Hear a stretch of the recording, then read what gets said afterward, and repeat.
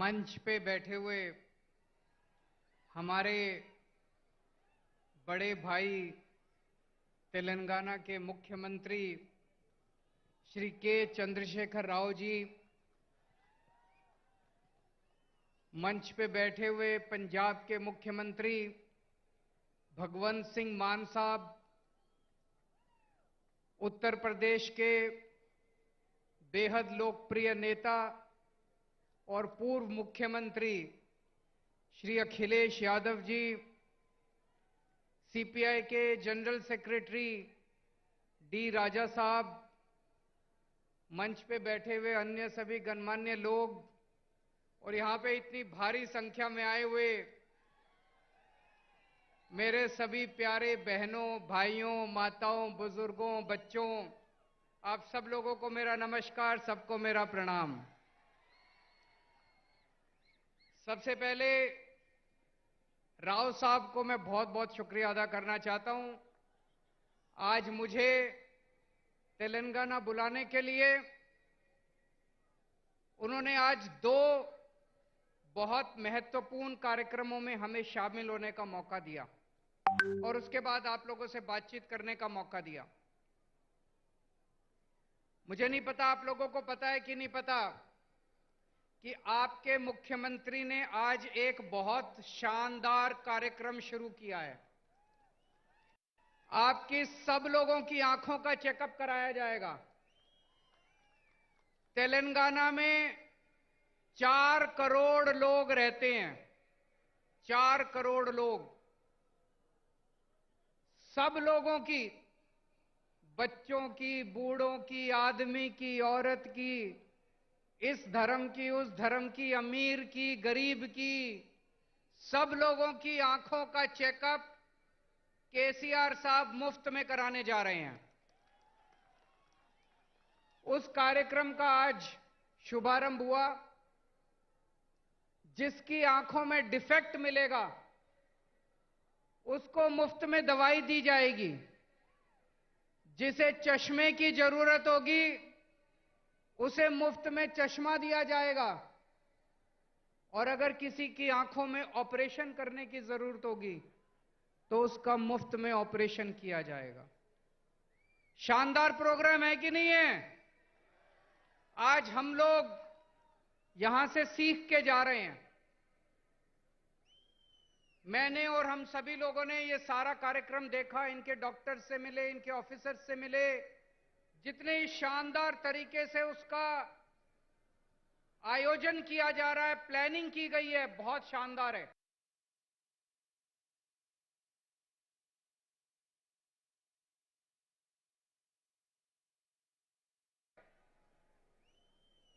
मैं जाके इस पूरे कार्यक्रम को दिल्ली में भी लागू करूंगा। और अभी अभी भगवंत साहब मान साहब ने ऐलान किया कि इस पूरे कार्यक्रम को पंजाब में भी लागू किया जाएगा। फिर केसीआर साहब ने हमें ये बिल्डिंग दिखाई। तेलंगाना में 33 जिले हैं, 33 डिस्ट्रिक्ट्स। उसमें से 17 डिस्ट्रिक्ट्स में उन्होंने बताया कि डिस्ट्रिक्ट इंटीग्रेटेड ऑफिशियल कॉम्प्लेक्स बन चुका है। मतलब ये इस बिल्डिंग में जिले के लेवल के सारे ऑफिसेज हैं। कलेक्टर भी यही है, सिंचाई विभाग भी यही है, तहसीलदार भी है, सारे विभाग इसी बिल्डिंग के अंदर हैं ताकि अगर कोई नागरिक आए तो उसे जगह जगह धक्के ना खाने पड़े, सारे काम एक बारी वो यहां पे आए और उसका काम हो जाए। ये भी बहुत अच्छा कॉन्सेप्ट है, इसको भी हम लोग लागू करेंगे। मैं समझता हूं अगर हम अपने देश के अंदर आपस में एक दूसरे से सीखने का प्रयास करें, लड़ने की बजाय, हमें लड़ना नहीं है, हमें सीखना है एक दूसरे से। अगर हम एक दूसरे से सीखने की कोशिश करें तो हमारा देश कहां से कहां पहुंच सकता है, बहुत आगे बढ़ सकता है हमारा देश। दिल्ली में हम लोगों ने मोहल्ला क्लिनिक बनाए। मोहल्ला क्लिनिक में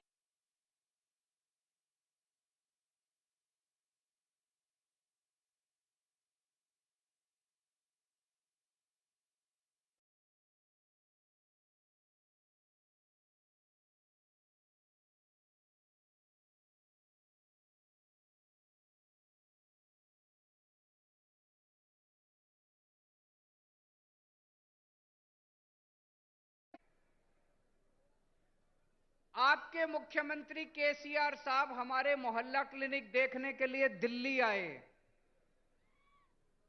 मुझे बहुत अच्छा लगा कि एक मुख्यमंत्री, तेलंगाना के मुख्यमंत्री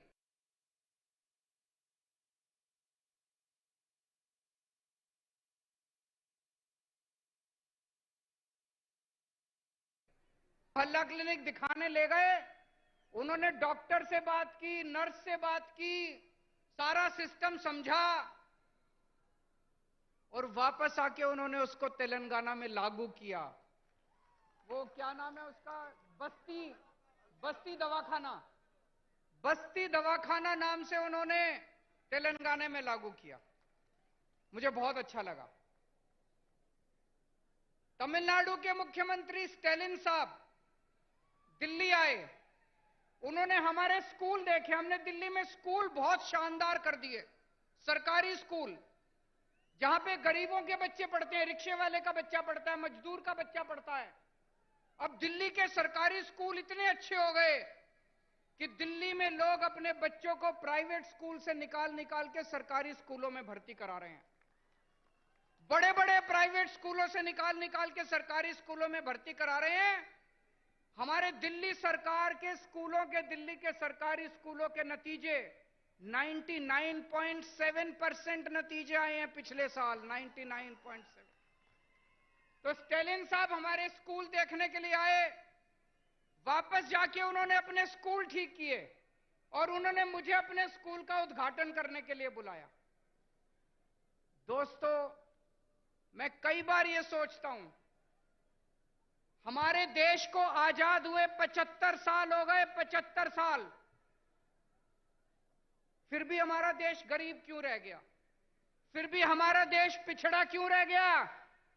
हमारे बाद सिंगापुर आजाद हुआ, जापान सेकेंड वर्ल्ड वॉर में तहस नहस हो गया था, जापान हमसे आगे बढ़ गया, सिंगापुर हमसे आगे बढ़ गया, जर्मनी हमसे आगे बढ़ गया।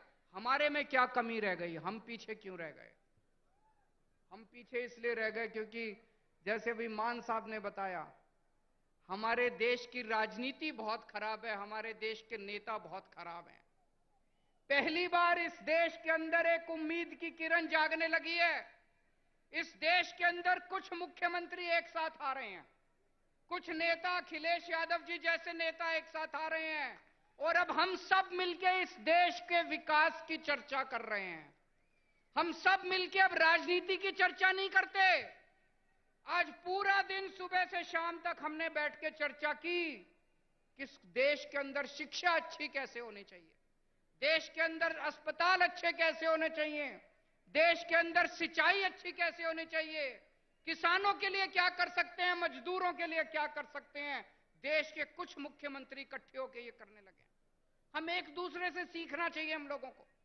मुझे याद है बचपन में जब मैं 10वीं क्लास में पढ़ता था, उस टाइम से हम सुन रहे हैं केरला में स्कूल बहुत अच्छे हैं, केरला में अस्पताल बहुत अच्छे हैं। उस टाइम से सुन रहे हैं।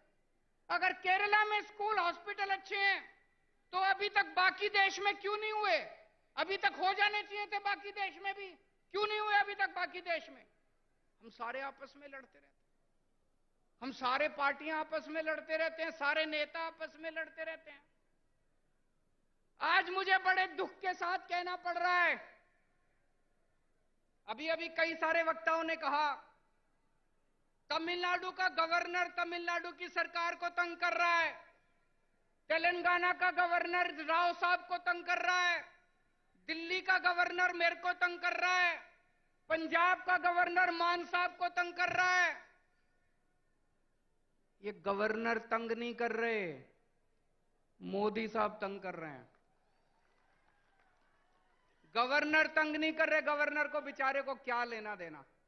गवर्नर को तो बड़ा सा बंगला मिल गया, आलीशान गाड़ी मिल गई, एयर कंडीशन माहौल मिल गया, नौकरी मिल गई, 5 साल ऐश करने के लिए आता है गवर्नर। गवर्नर को क्या लेना देना? दिल्ली से फोन आता है, राव साहब को काम मत करने दो, अड़चन अड़ाओ। आता है कि नहीं आता है? दिल्ली से फोन आता है, भगवंत मान को काम मत करने दो, अड़चन अड़ाओ। मोदी साहब का फोन आता है, केजरीवाल को काम मत करने दो, अड़चन अड़ाओ। जिस देश का प्रधानमंत्री 24 घंटे बैठ के ये सोचता है कि मेरे को अब इसको तंग करना है, मेरे को अब उसको तंग करना है, वो देश तरक्की कैसे करेगा दोस्त? आप में से कौन कौन बेरोजगार है, जरा हाथ खड़े करें। जो बेरोजगार है, जो अनएम्प्लॉयड है। मुझे लगता है मेरी भाषा शायद समझ नहीं आ रही है, अनएम्प्लॉयड तो बहुत लोग हैं। आज देश का एक एक युवा बेरोजगारी से त्रस्त है। हमारे प्रधानमंत्री को बेरोजगारी से कोई लेना देना नहीं है। वो 24 घंटे बैठ के ये सोचते हैं मैं किस मुख्यमंत्री को तंग करूं, किसके ऊपर मैं सीबीआई छोड़ूं, किसके ऊपर मैं इनकम टैक्स की रेड डलवाऊं, किसके पीछे मैं ईडी छोड़ूं। आज पूरे देश के अंदर इतनी महंगाई हो गई है, एक आम आदमी को अपना घर चलाना मुश्किल होता जा रहा है, अपने बच्चे पालने मुश्किल होते जा रहे हैं। लेकिन देश के प्रधानमंत्री को महंगाई की, बेरोजगारी की कोई चिंता नहीं है। वो ये सोचते हैं आज मैं किसके एमएलए खरीदूं, इस पार्टी के एमएलए खरीदूं, इस सरकार को गिराऊं। ऐसे तो देश तरक्की नहीं कर सकता दोस्तों। 2014 में आप लोगों ने पूरे देश के लोगों ने बड़ी उम्मीद के साथ इन लोगों को भारी बहुमत दिया था, और एक एक बार नहीं, दो दो बार आप लोगों ने इनको बहुमत देके जिताया। लेकिन अब देश बदलाव मांग रहा है। लोगों को पता चल गया कि ये लोग देश बदलने के लिए नहीं आए, ये केवल और केवल देश बर्बाद करने के लिए आए हैं। 2024 का चुनाव आपके लिए एक मौका है। अब 10 साल हो गए, और कितना इंतजार करेंगे? 2024 के अंदर सारे देश को मिलके इनको उखाड़ फेंकना है, और ऐसी सरकार लेके आनी है जो देश के बारे में सोचे, बेरोजगारी के बारे में सोचे, महंगाई के बारे में सोचे, आपके बच्चों की शिक्षा के बारे में सोचे, आपके परिवार का इलाज कराने के बारे में सोचे, देश की तरक्की करने के लिए सोचे, ना कि लोगों से बदला लेने के लिए सोचे। दोस्तों, बहुत बहुत शुक्रिया।